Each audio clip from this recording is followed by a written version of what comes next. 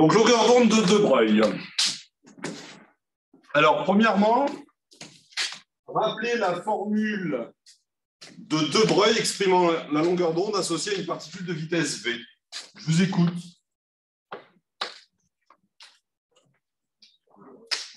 Je vous écoute. On va aller dans le poli. Hein. C'est lambda égale h sur m fois v. On dit également h sur p.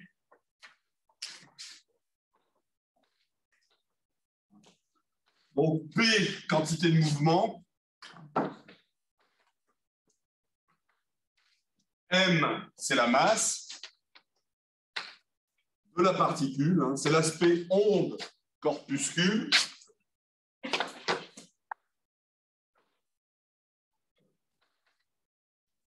Alors attention, les unités en kilogrammes.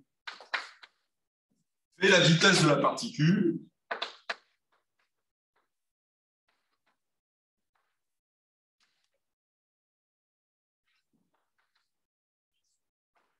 En mètres par seconde. Et H, la constante de Planck. Je vous rappelle la valeur, hein, 626 fois 10 puissance moins 34 joules seconde. Voilà la formule de la longueur d'onde de De Broglie.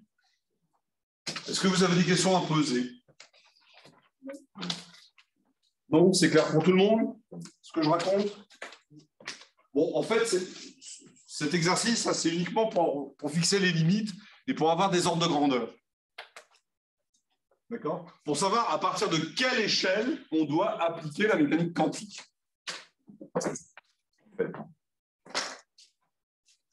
Alors, deuxièmement, on vous demande de calculer la longueur d'onde de De Broglie associée à un électron puis à un atome d'hydrogène lorsque leur énergie cinétique est de 1 électron-volt. Alors, 1 électron-volt, hein, c'est marqué dans le sujet, c'est égal à 1,602 fois 10 puissance moins 19 joules.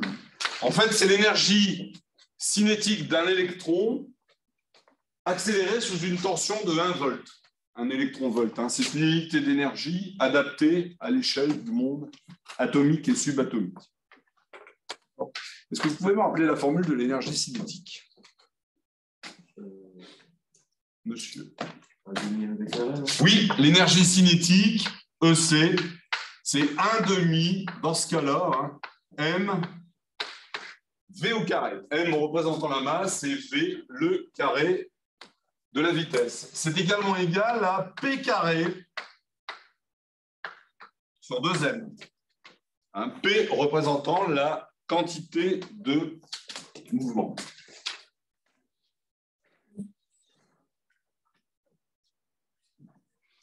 Donc maintenant, comment je vais faire mon petit calcul? Ben, je vais extraire la valeur de P. Alors, vous avez, si je prends la relation que vous avez ici, vous avez P carré qui est égal à 2M fois E. Est-ce que tout le monde est d'accord? 2M fois EC. D'accord? Et donc, vous allez en déduire P qui va être égal à 2M fois l'énergie cinétique, racine carrée, donc puissance 1,5. C'est clair pour tout le monde? Et donc, cette formule-là, je vais l'injecter ici et je vais avoir la longueur d'onde associée à la formule de De Broglie. Donc, lambda va être égal à quoi? À H sur P, autrement dit, sur racine carrée, 2 fois la masse, fois l'énergie cinétique, hein, qui devra être exprimée en joules.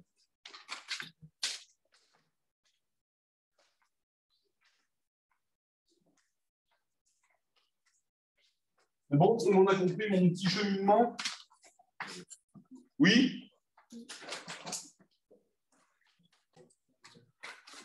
Donc après application numérique, on trouve la longueur d'onde de 1,22 nanomètres.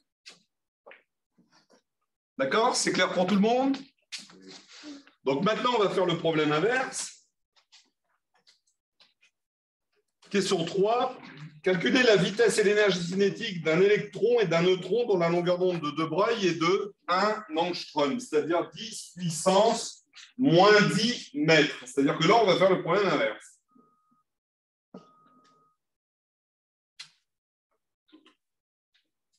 J'oriente mon tableau, ma caméra de l'autre côté du tableau, comme ça, je n'ai pas besoin d'essuyer. Et allons-y gaiement. Alors là, c'est le problème inverse. On vous donne la longueur d'onde de De Broglie. On vous dit qu'ici, pour la longueur d'onde de De Broglie d'un électron,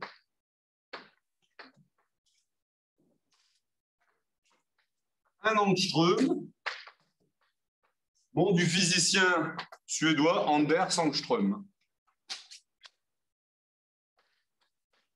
10 puissance moins 10 mètres. Donc là, je veux ma vitesse.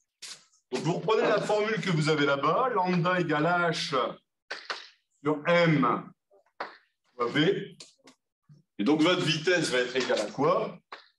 Va être donnée par la formule suivante. V va être égal à h sur m fois lambda. C'est clair pour tout le monde? De même que l'énergie cinétique dans ce cas-là va être égale à 1 demi de m v carré, autrement dit 1 demi de la masse fois h, je reprends l'expression qui est ici, et je mets au carré, m carré lambda carré, ce qui va vous donner une énergie cinétique qui va être égale à h carré sur 2m fois lambda carré. Monsieur, oui. j'ai oublié du coup le M ici, c'est combien C'est la masse de ton électron.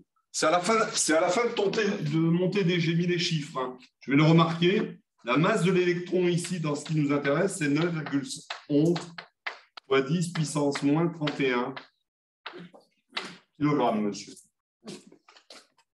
Le C, c'était à 2 fois V au carré. Oui. Le V, c'était 3 fois 10 puissance 8.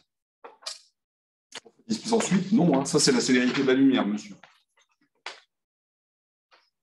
Regarde. L'électron-volt, tu les as là. Ouais. Au centre de poids, tu l'as là. Et la masse de l'électron, tu l'as ici. Oui. Et je n'ai pas pris la vitesse de la lumière. Hein. La vitesse de la lumière, on aura l'occasion de s'embêter après avec. Mais pas tout de suite. En fait, pour calculer lambda, on a pris le H divisé par racine de 2 fois la masse de l'électron. Fois l'énergie cinétique. Ah oui, avec le signe. Bah oui, parce que ton électron, il a une énergie cinétique de 1 électron-volt. Un électron-volt correspond à l'énergie cinétique d'un électron accéléré sous une tension de 1 volt. Ouais.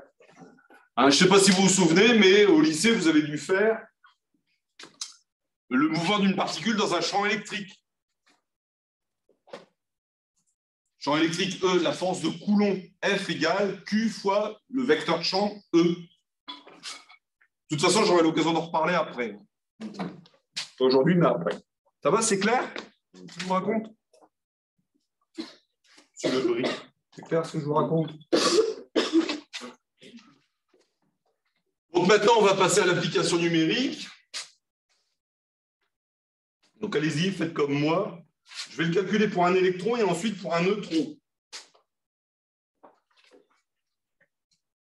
Alors si je le fais pour un électron, ça fait M 9,11 exposant moins 31 fois lambda 1 exposant moins 10. Voilà. Puissance moins 1, parce que c'est au dénominateur, fois H, fois 626 exposant moins 34. Ce qui vous fait une vitesse de 7,27 pour mon électron. Pardon? Ici. Hein. Vous trouvez 7,27 fois 10 puissance 6 mètres.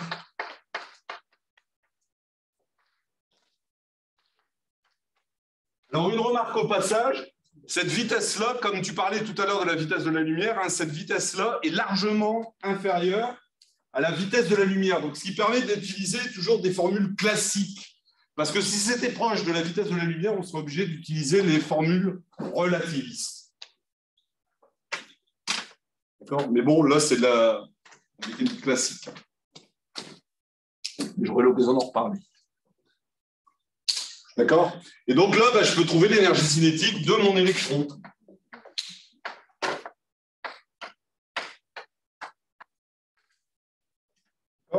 Qui va être égal à quoi? Un demi de NV carré. Donc je reprends la formule que vous avez ici. Donc 2 fois la masse, donc 2 fois 9,11 exposant moins 31, fois lambda carré fois 1 exposant moins 20. Voilà. Puissance moins 1 fois h carré fois 626 exposant moins 34 au carré. Donc ça vous fait 24 fois 10 puissance moins 18 joules, mais je vais le mettre en électron-volt.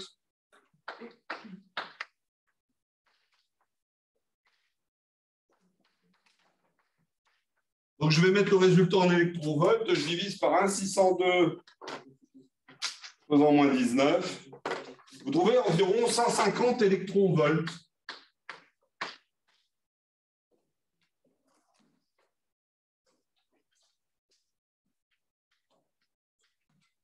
Donc, si je le fais pour le lambda d'un neutron, hein, on vous donne le lambda d'un neutron, toujours 10 puissance moins 10 mètres.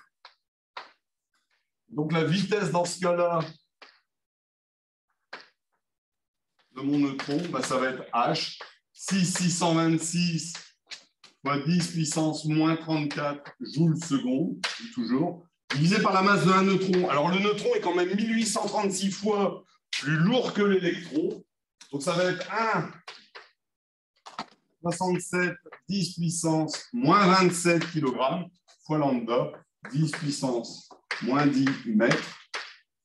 Et si je me souviens bien, le calcul est proche des 4000 km à la seconde.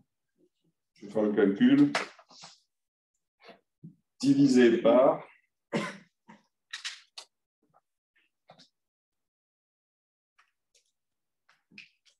voilà, 3967, 10 puissance 3 mètres par seconde. Donc, grosso modo, 4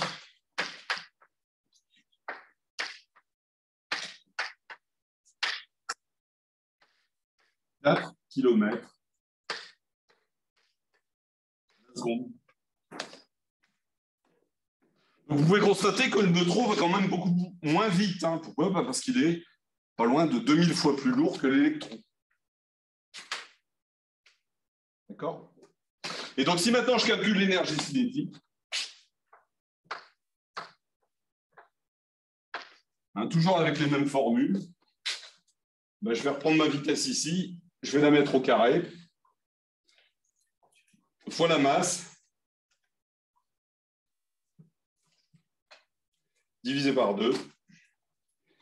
Ça fait 13,14 10 puissance moins 21 joules, ce qui fait en électronvolts, divisé par 1,602. Vous trouvez 82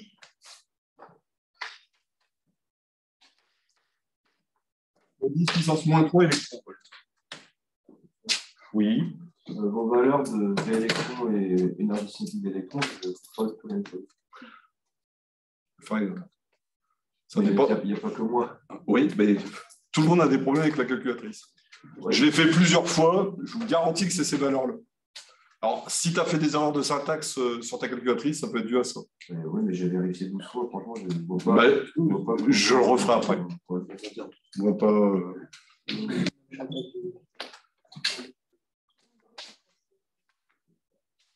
le referai après. Tu as peut-être mis des parenthèses à l'endroit, et puis comme une calculatrice, c'est bête, ça ne va pas te rectifier la syntaxe de ce que tu tapes. Donc là, c'est là où je vais terminer. Quatrièmement, Que vaut la longueur d'onde d'un grain de poussière dont la masse est de 10 puissance moins 12 grammes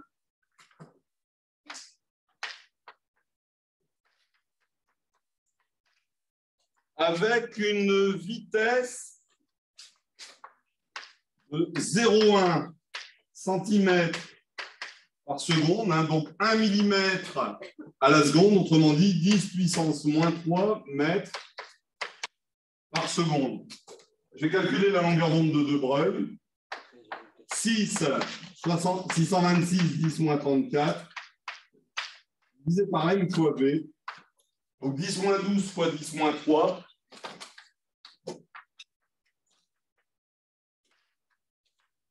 10 moins 12 fois 10 moins 3, ça fait 10 moins 15.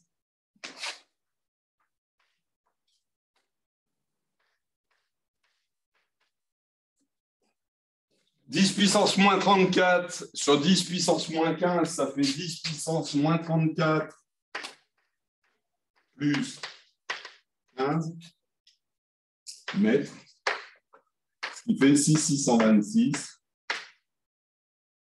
Voilà. Fois 10 puissance. Alors, moins 34 plus 15, ça fait combien? Ça fait moins 24. Moins 24 plus 5, ça fait 10 puissance moins 19. Vous êtes d'accord? Mètres. Donc, à votre avis, qu'est-ce que ça vous inspire, ce résultat-là, pour un grain de poussière? Est-ce que ça correspondrait à quel type de longueur d'onde des 10 puissance moins 19 mètres? Ça serait des rayons qui seraient ultra cosmiques en termes de longueur d'onde. Alors, ça veut dire également aussi une chose, c'est que la particule est parfaitement localisée dans l'espace, même si elle a une masse très petite. Tandis qu'en revanche, si vous regardez là, c'est un peu antagoniste. Regardez, vous avez une vitesse qui est quand même très importante pour une longueur d'onde de De Broglie qui est petite. Vous ne trouvez pas que c'est un peu antagoniste, un peu, d'avoir une vitesse qui est très importante et une particule qui est fortement localisée? Ben regardez, on revient à nouveau sur le principe de la certitude d'Heisenberg. Vous ne pouvez pas localiser à la fois la particule et avoir sa vitesse en même temps. Parce que ce n'est pas ça, cette vitesse-là, sur une distance comme celle-là, ça veut dire que la particule n'est pas très localisée. Donc, dernière chose, est-ce que la mécanique quantique est applicable au grain de poussière? Est-ce que vous diriez?